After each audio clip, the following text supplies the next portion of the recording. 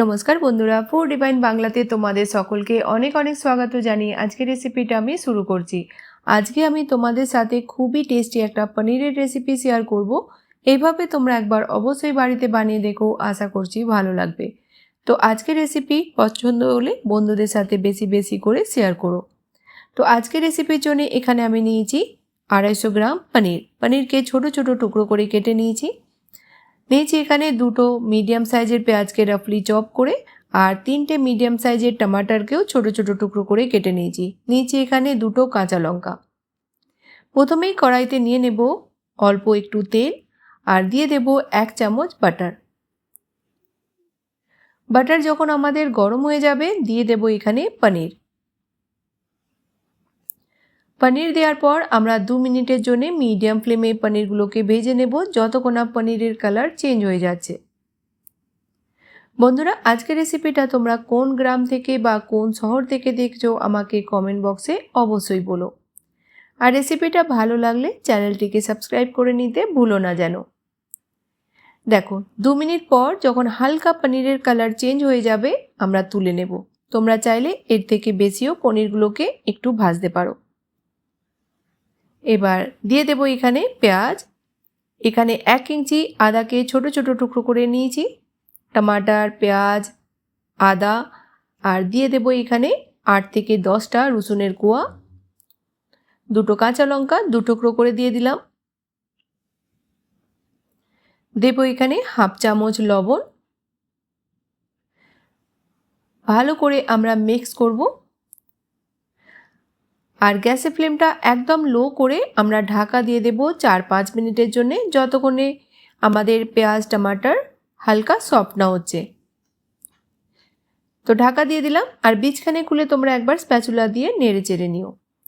4-5 minute পর হালকা টমাটার পেঁয়াজ আমাদের সফট হয়ে গেছে। এবার আমরা একটা প্লেটেতে তুলে নেব আর যখন এটা পুরোপুরিভাবে ঠান্ডা হয়ে যাবে তখন আমরা মিক্সির জারেতে দিয়ে পেস্ট বানিয়ে নেব। তো গ্যাসের ফ্লেমটা বন্ধ করে দিলাম।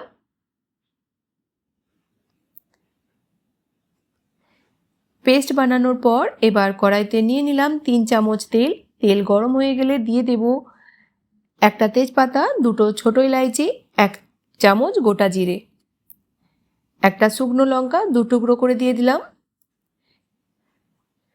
জিরা যখন আমাদের ভাজা হয়ে যাবে আমরা দিয়ে দেব এখানে কিছু ড্রাই মশলা। একদম গ্যাসের ফ্লেমটা লোতে রাখতে হবে, নাহলে মশলা আমাদের কিন্তু জ্বলে যাবে।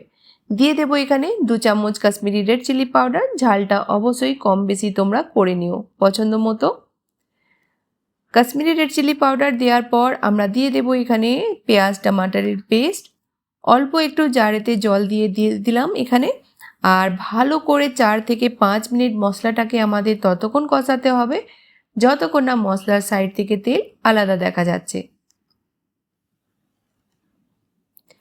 রুটি, পরোটা, নান, ভাত, পোলাও যার সঙ্গে মর্জি তোমরা এই পনিরটা খেতে পারবে। একবার হলেও বাড়িতে বানিয়ে দেখো কিন্তু। তো ঢাকা দিয়ে দিলাম 4-5 মিনিটের জন্য আর বীজখানে খুলে আমরা নেড়ে চেড়ে নেব। 3-4 মিনিট পর দেব এখানে কিছু ড্রাই মশলা। দেব এখানে প্রথমে হাফ কাপ মটর দেওয়া একদমই অপশনাল। দেব এখানে ধনিয়া পাউডার 1.5 চামচ, হাফ চামচ হলুদ গুঁড়ো, হাফ চামচ দিলাম এখানে গরম মশলা। লবণ দেব স্বাদ মতো। লবণ আমরা প্রথমেও দিয়েছিলাম, তো লবণটা অবশ্যই তোমরা তোমাদের স্বাদ অনুযায়ী দিও।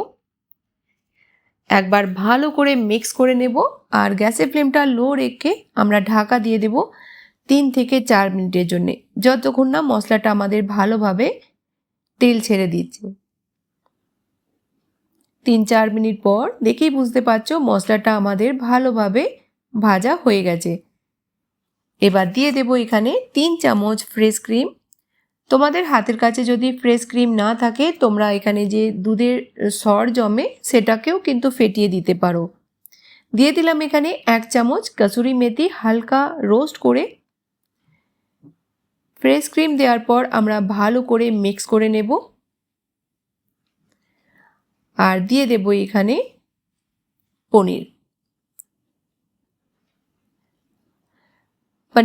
মশলার সঙ্গে ভালো করে মিক্স করে নেব আর দিয়ে দেব এখানে জল। জল তোমরা অতটাই ব্যবহার করো যতটা তোমরা গ্রেভি পছন্দ করো। তো আমি এখানে 1 কাপ জল দিলাম। একবার ভালো করে মিক্স করে প্রথমে গ্রেভিতে একটা বয়েল আসতে দেব।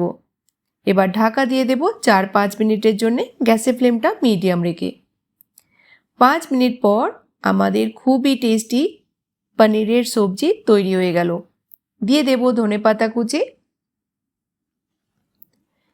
বাস মিক্স করে আমরা গ্যাসের ফ্লেমটা বন্ধ করে দেব। তোমরা দেখেই বুঝতে পারছো এটা খেতে কতটা টেস্টি হবে।